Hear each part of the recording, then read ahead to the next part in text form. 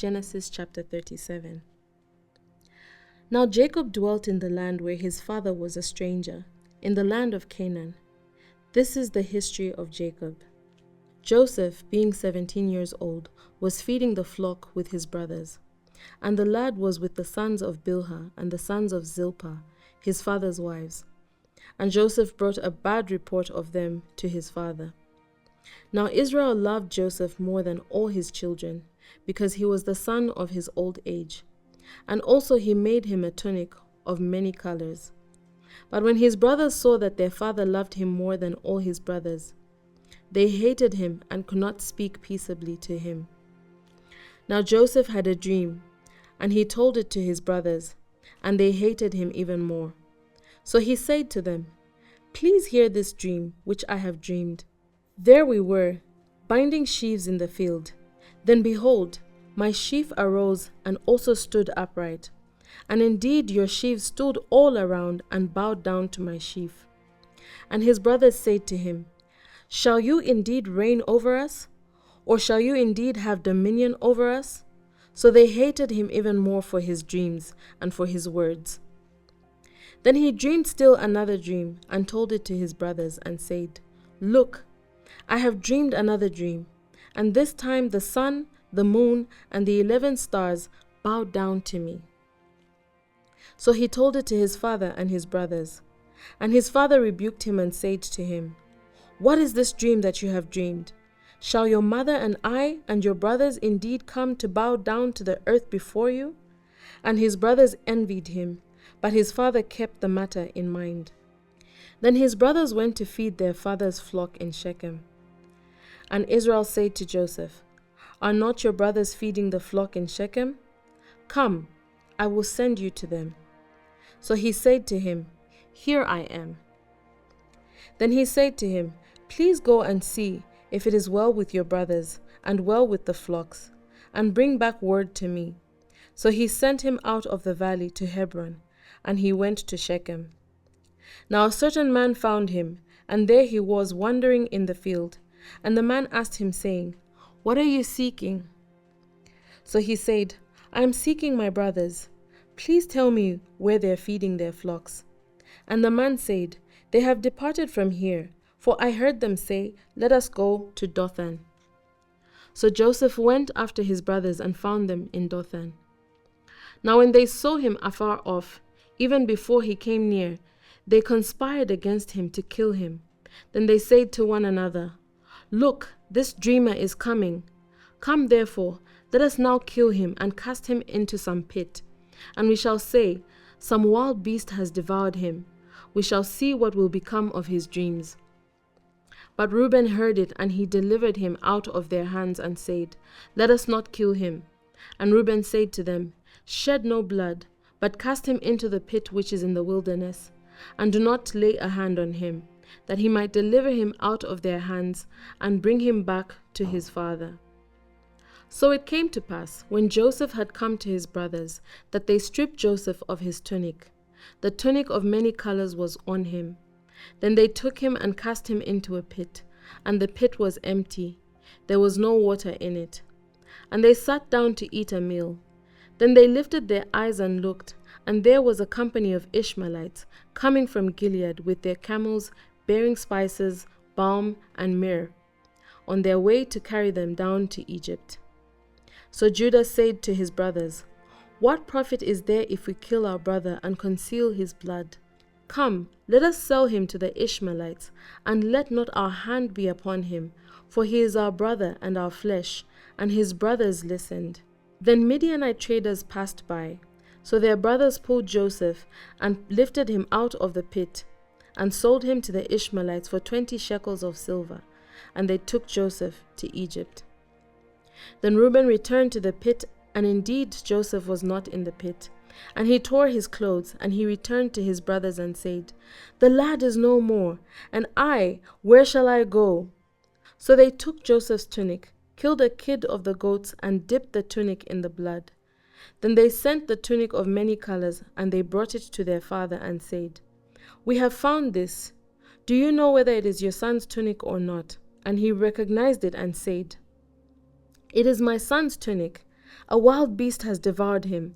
Without doubt, Joseph is torn to pieces." Then Jacob tore his clothes and put sackcloth on his waist and mourned for his son many days. And all his sons and all his daughters arose to comfort him, but he refused to be comforted. And he said, "For I shall go down into the grave to my son in mourning." Thus his father wept for him.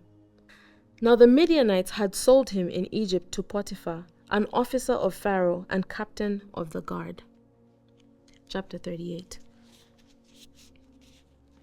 It came to pass at the time that Judah departed from his brothers and visited a certain Adullamite whose name was Hira. And Judah saw there a daughter of a certain Canaanite whose name was Shua. And he married her and went into her. She conceived and bore a son, and he called his name She conceived again and bore a son, and she called his name Onan.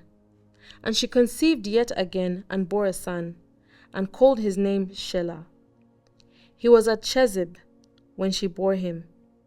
Then Judah took a wife for his firstborn, and her name was Tamar. But Judah's firstborn, was wicked in the sight of the Lord, and the Lord killed him. And Judah said to Onan, "Go into your brother's wife and marry her, and raise up an heir to your brother." But Onan knew that the heir would not be his. And it came to pass when he went into his brother's wife, that he emitted on the ground, lest he should give an heir to his brother. And the thing which he did displeased the Lord, therefore he killed him also. Then Judah said to Tamar, his daughter-in-law, "Remain a widow in your father's house till my son Shelah has grown." For he said, "Lest he also die like his brothers." And Tamar went and dwelt in her father's house. Now in the process of time, the daughter of Shua, Judah's wife, died. And Judah was comforted and went up to his sheep shearers at Timnah, he and his friend Hira, the Adullamite. And it was told Tamar, saying, "Look, your father-in-law is going up to Timnah to shear his sheep." So she took off her widow's garments, covered herself with a veil, and wrapped herself, and sat in an open place, which was on the way to Timnah. For she saw that Shelah was grown, and she was not given to him as a wife. When Judah saw her, he thought she was a harlot, because she had covered her face. Then he turned to her by the way and said, "Please, let me come in to you." For he did not know that she was his daughter-in-law. So she said, "What will you give me that you may come in to me?"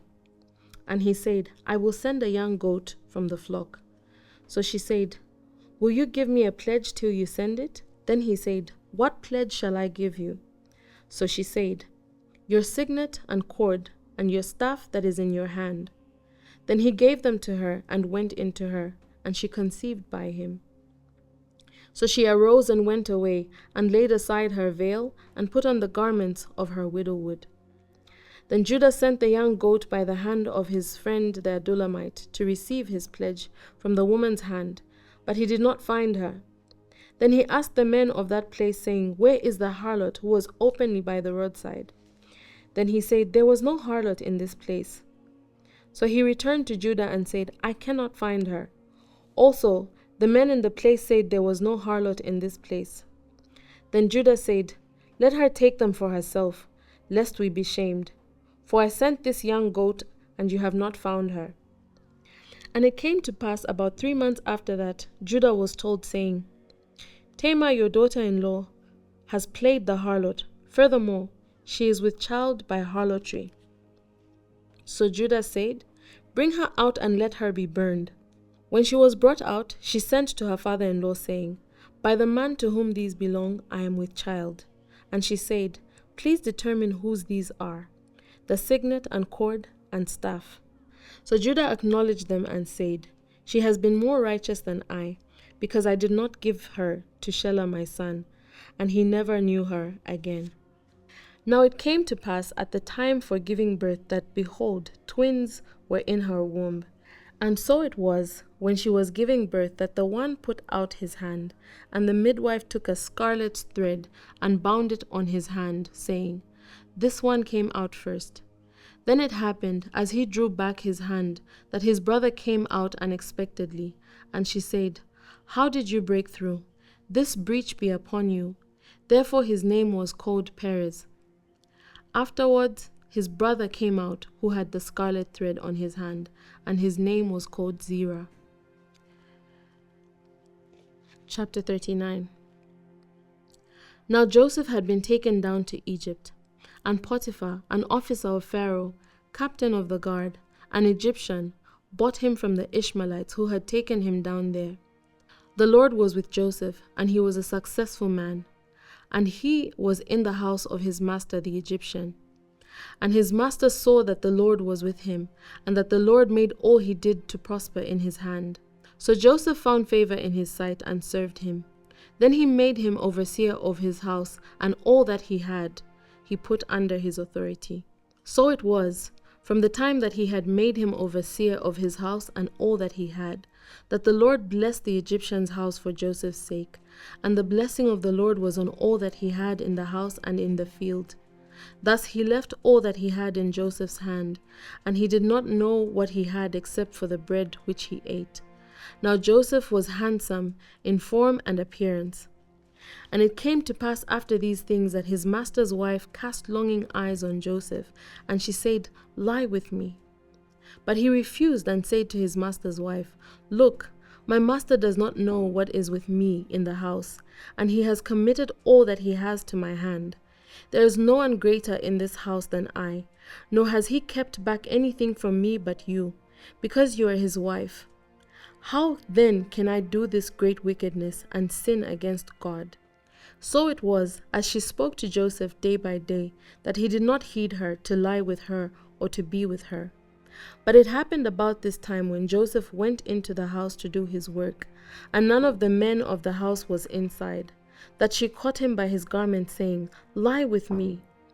But he left his garment in her hand and fled and ran outside. And so it was, when she saw that he had left his garment in her hand and fled outside, that she called to the men of the house and spoke to them, saying, See, he has brought into us a Hebrew to mock us. He came in to lie with me, and I cried out with a loud voice. And it happened when he heard that I lifted my voice and cried out, that he left his garment with me and fled and went outside. So she kept his garment with her until his master came home. Then she spoke to him with words like this, saying, The Hebrew servant whom you brought to us came in to me to mock me. So it happened, as I lifted my voice and cried out, that he left his garment with me and fled outside. So it was, when his master heard the words which his wife spoke to him, saying, Your servant did to me after this manner, that his anger was aroused. Then Joseph's master took him and put him into the prison, a place where the king's prisoners were confined, and he was there in prison. But the Lord was with Joseph and showed him mercy, and he gave him favor in the sight of the keeper of the prison. And the keeper of the prison committed to Joseph's hand all the prisoners who were in the prison. Whatever they did there, it was his doing. The keeper of the prison did not look into anything that was under Joseph's authority, because the Lord was with him, and whatever he did, the Lord made it prosper.